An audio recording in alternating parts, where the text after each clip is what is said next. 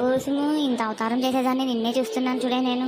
ఎవరెవరిని చూడలేదు. అవతారం గేడి కొత్త అవతారం గేడు ఉన్నట్లా నువ్వు ఇంట్లో సంసారం చేసుకొని తిను అంటే అంత పొట్లాట్లు పెట్టుకొని తీసుకొని తినేది కానీ నువ్వు కొంచెమన్నా అరువు ఉండాలా, అరువు తరువు ఉండాలన్నా, సిగ్గు మానము ఉండాలన్నా.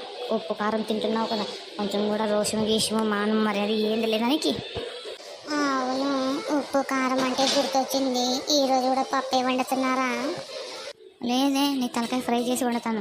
కాదే సిగ్గు లేకుండానా పప్పే వండుతున్నారా అని అడుగుతావు. కనీసం నువ్వు అవును వచ్చి వంటగదిలో సహాయం చేయాలని తెలీదా పర్సనల్గా?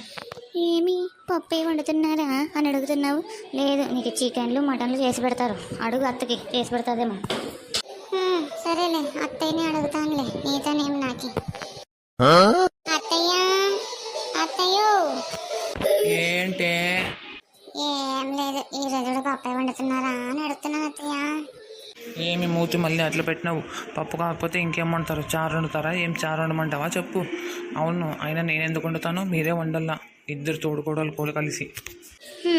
అవును చూడత్తయ్య, మేమే వండాల తోడుకోడలు కలిసి. మరి మీరు కాకపోతే పక్కింటోళ్ళు వచ్చి వండుతారేమమ్మా? మీరు మాట్లాడే మాటలు ఇంకా ఊగులాడివి మీరు. చూడత్తయ్య, పప్పు తిని తిని తిని ఈ ఆసరకు వచ్చింది. 1 కేజీ మటన్ తెప్పకూడదు? మటన్ కానీ చూడు మొక్క మెల్ల వెళ్ళిపోతుందో. బ్యాగ్ పోయి ఇప్పుడు మటన్ తండాలకు వచ్చిందేమో. తెప్పిస్తే అయిపోయా ఊరికే, దీంట్లోనే ఆడ ఊరికే ఇంట్లో ఊరికే గొడవలు పొట్లాట్లు పెట్టుకొని వస్తుంది. తెప్పించేయండి అత్తయ్య, తెప్పించేయండి. ఏమే అది అడిగేది? నువ్వు తెప్పించండి